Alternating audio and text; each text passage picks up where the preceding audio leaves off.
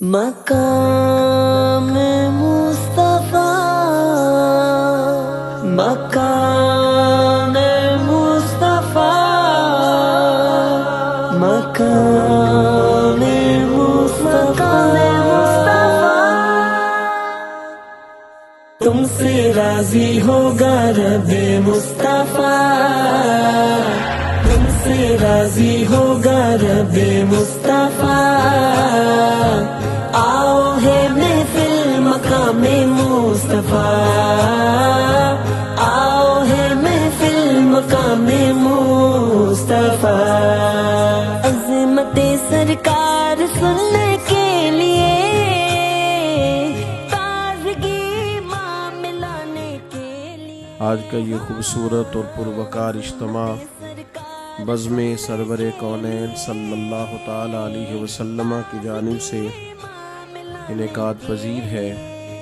اور ہمارے مہمان، ہمارے میزبان حضرت علامہ فرید اللہ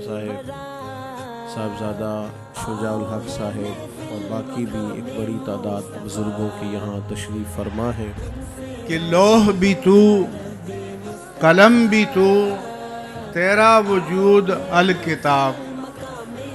کہ اے پیارے حبیب صلی اللہ علیہ وسلم، لوح محفوظ بھی آپ، کتاب بھی آپ، وہی قرآن، وہی فرقان، وہی یاسین، وہی طٰہٰ۔ کیوں کہ جب تاجدار کائنات خاموش رہتے ہیں تو کتاب خاموش رہتی ہے، جب تاجدار کائنات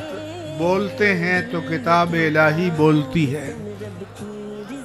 حضور کا اٹھنا، بیٹھنا، چلنا، پھرنا، سونا، جاگنا،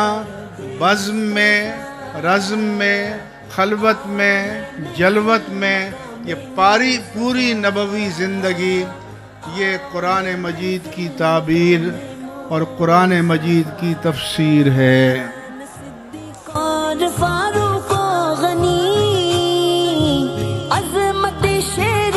خدا مولا علی، ہاں شان صدیق اور فاروق و غنی،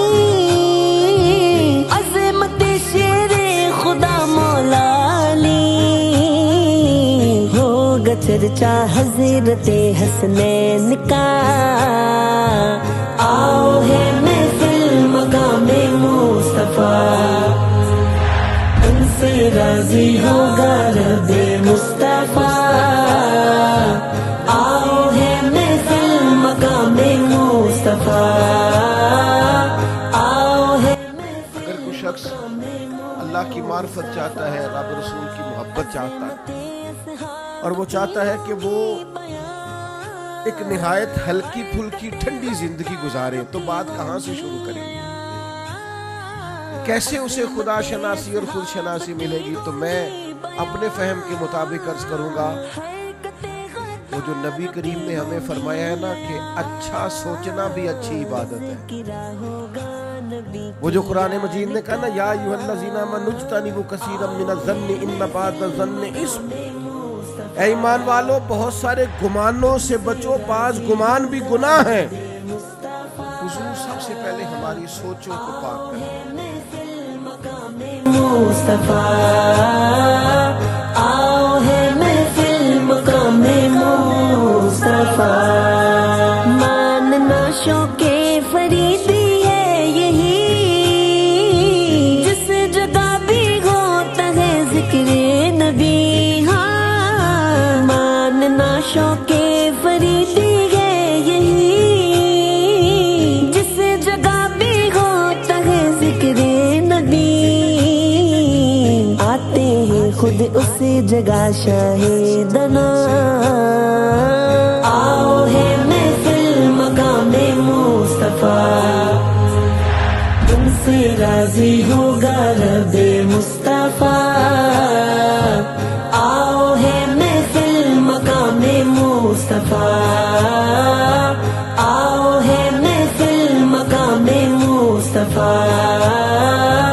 آؤ ہے محفل مقام مصطفیٰ۔